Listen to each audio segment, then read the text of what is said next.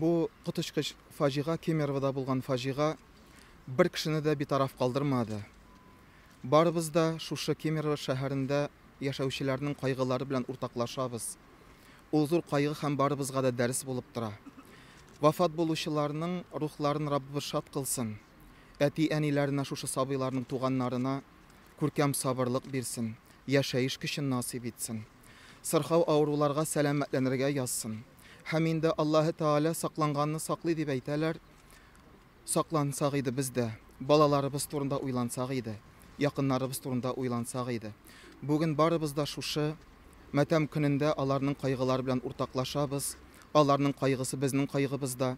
Шуңа күрә мәчетләребездә дә аларның рухларына атап дугалар кылыныла.